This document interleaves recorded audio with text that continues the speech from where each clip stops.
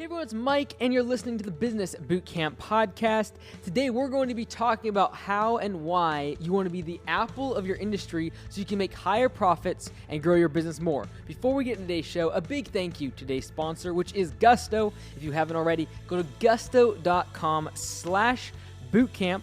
Try out their software completely free for 90 days. You can do direct deposits, ACH, directly into the accounts of your employees for their payroll, and they can see all of their deductions, taxes, workers' comp, all the rest that comes out of their paycheck. They can see it all very transparently. Check it out today, completely free, 90 days, gusto.com/bootcamp.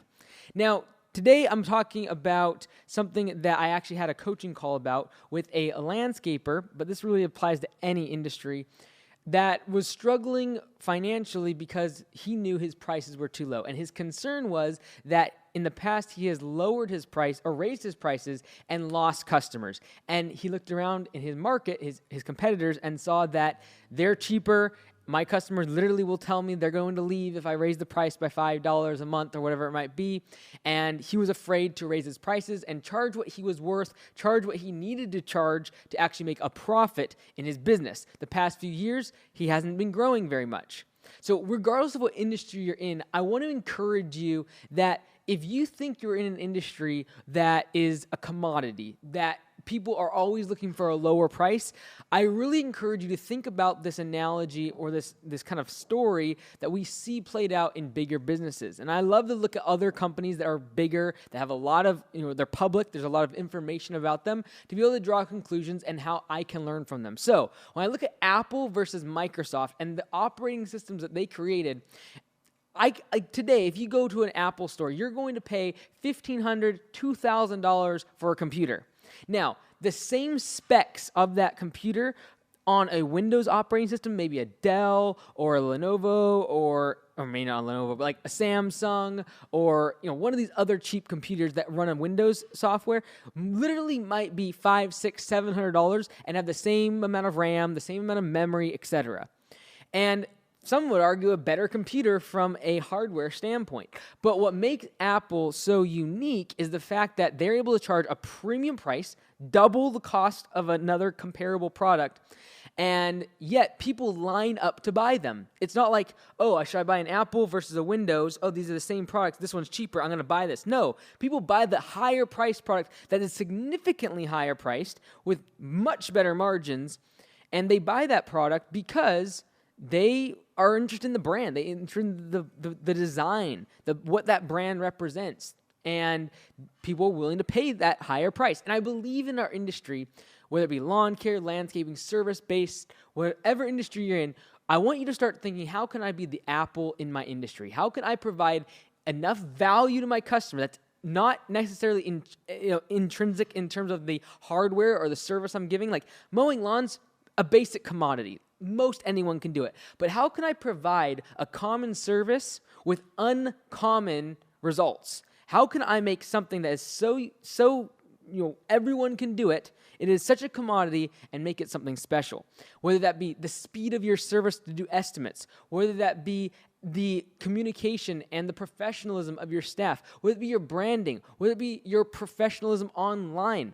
So when I was speaking with this individual, I said, look, the first thing you have to do is realize that right now, by you not having a website, by you not having decals on your trucks, by you not having these fundamental elements of looking professional to the customer, the perceived value of potential customers to your business is much lower. They don't feel that you're worth paying a lot more money for because you simply do not have the appearance of being very professional.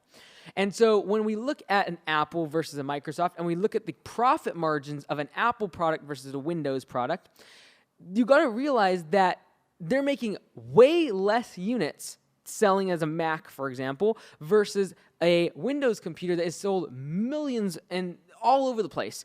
Every single manufacturer can utilize their software, but at the end of the day, they make much less margin. And so when it comes to your business, you got to ask yourself, do I want to play the volume game, the Microsoft Windows operating system, or do I want to go after Apple, which is going after that 10% of the market that is willing to pay a premium price for a premium product and service.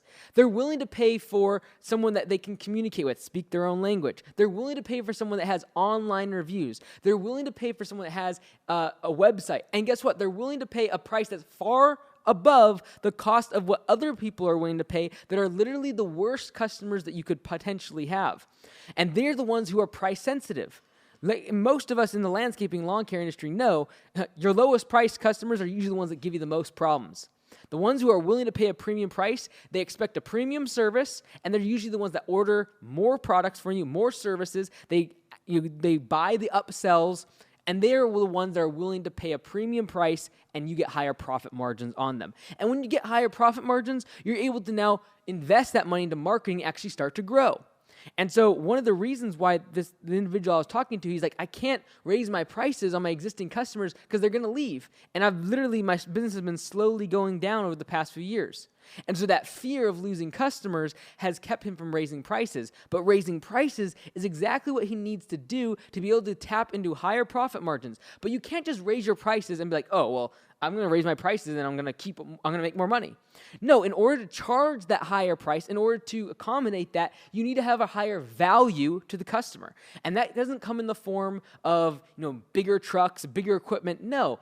What do they care about? They care about communication, the speed of communication. They care about the ease of doing business with you. They care about your professionalism online. They care about having the reviews online to make sure they're making a good decision. The trust is built with you before they make a buying decision. They want to have a card on file. They want to make sure that your emails and your phone calls are answered promptly. These are all things that are valuable to the customer. And if you can deliver on those things, you can charge that higher price, attract a better client, have a higher profit margin, and at the end of the day, you don't need to have the volume game. You don't need to have 90% of your market going after them. You can go after that small percentage of people that are willing to pay that premium for a premium service. So if you're afraid right now of losing all of your customers that are too low of price, and you're like, no, I can't do that because I lose literally half or 3/4 of my customers, and I know they're underpriced. I know I'm not making a profit, but these are the wrong type of customers because I haven't been professional in the past. I haven't had an online presence. I don't have a website. I don't have fast communication. I'm going to do that, but I'm worried about losing all of these old customers. This is what I would recommend, and this is what I recommended this individual, is going forward, charge a higher price. And in the meantime, set up your website. Have a Facebook page where you post consistently. Make sure you get online reviews. Make sure that your trucks and your equipment and if you have a storefront has great signage and branding. Make sure you do those things because those are the things that are valued. Make sure you have systems in place to answer the phone quickly, answer emails quickly, get an accepted estimate or proposal on the schedule as soon as possible. Those are all things that are valuable to the customer. Do those things, and then by doing those things, you're going to be able to charge a higher price to new customers. Now, by having that website, having that branding, you're going to start to bring in new leads. And in my opinion, new leads is like new oxygenated blood for the body, right? The same way that our heart is beating to move and circulate the blood through our body and re-oxygenate it, whatever that means, going to the lungs, put oxygen back inside the blood. I really believe that like oxygen to the blood, new customers and leads coming into your business is vital because then you're able to shed off those old customers. So as you build your brand, as you get that brand image of a premium product and are attracting better clients that are higher paying, higher profit margin customers, you're not able to get rid of those lower margin, less profit, much more picky, price-sensitive customers. You're able to get rid of them. And better yet, you're given the confidence to know that if I do raise prices on them and half of them leave, I'm okay with that because I now have a consistent flow of high-quality leads that are coming in that are attracted to my premium service and are willing to pay a premium price.